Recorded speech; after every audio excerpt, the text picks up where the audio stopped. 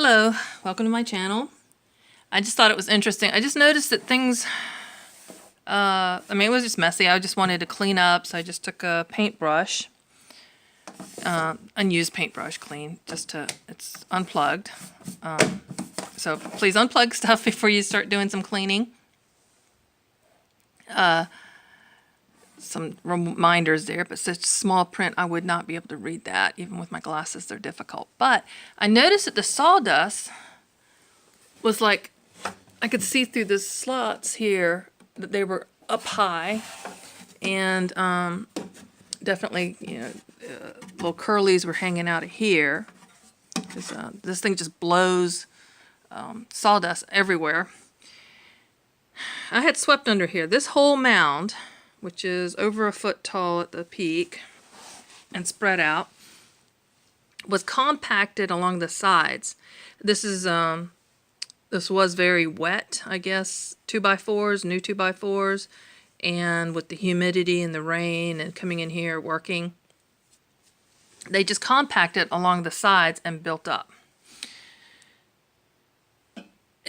It was feeding into the bottom, but I just noticed it wasn't feeding that much. I mean, I'm not looking when I'm ripping boards, which is what the bulk of the work I do here, and taking a whole 8-foot long board and ripping it twice. I'm not looking below to see how much is coming out, but I noticed it just wasn't piling up like it should. I had swept here, I was cleaning, so that's from the back area. All this was, well, you can see where my shoe marks are. Those are all, since I was cleaning this, I'm trying to, but anyway, I'm just kind of amazed. This is in there. I wouldn't have, I guess routinely it needs to be cleaned. And do you see the corn kernels?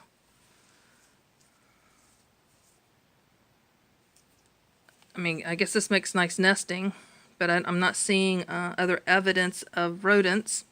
But we had deer corn stored in the garage before we put it out into the feeders and put it out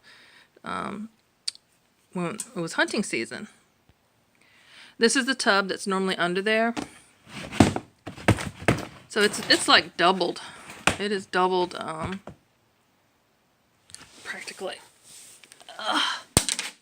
And I was able to get the back scratcher into there and scoop, and I ended up putting my hand, you can see I took the cover off this little thing and was actually putting my arm up in there to, can you see the hole? And just trying to get it, and it's still pretty packed it. But I was able to look through here and see that, oh yeah, there's a lot of sawdust. Even though I can see the hole, it was still blowing and collecting on the sides and compacting there. It was I had to break it up because it wasn't falling out. Just picking it up and kind of knocking it about didn't do anything. But the rodent situation, there's, we caught 2. My husband emptied it yesterday.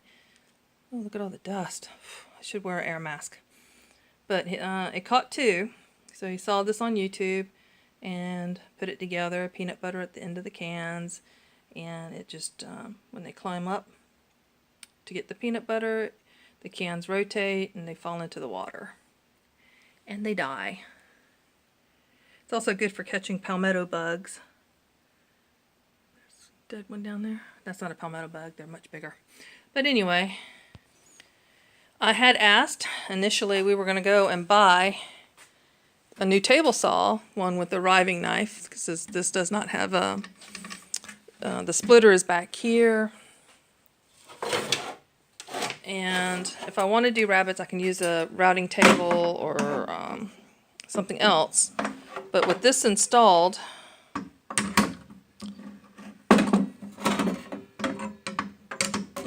you can't do partial cuts. You have to cut the whole thing because you can't get past this. So I looked at some table saws, and we were looking at one. I looked at the shop, the ones that don't move around, and I'm not up to that level, and I'm not going to spend more than $600 on this, and that's kind of hurting for me to think about that. So instead, I asked for another gadget, which was a lot. It was like 60 something dollars instead of 600 that the table saw was initially looking at, but I was actually leaning toward a $350 DeWalt, but I didn't really go and check it out because I really need to spend the money on materials, and I've gotten over my fear, being extra careful, making sure my rules of when I use this and how it's used, safety equipment and everything.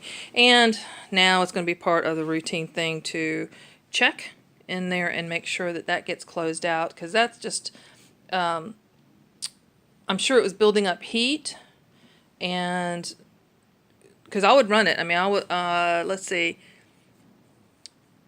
after the 12th board, it would turn off. It just, you know, running them through, ripping a 12, 8-foot long boards, it would turn off. Had to do the reset and wait a bit, and then it would run for a little bit. But it was better if I just stopped and did some other stuff. But that could have been part of the problem, was it was getting too hot. I mean, that sawdust, it can't, it's just a great insulator. And all that compacted was inside there. I mean, it does compact very well. But that is kind of scary.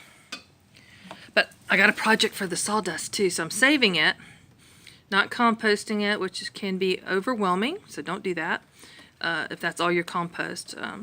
But anyway, another project. I got more projects coming. So thanks for joining me.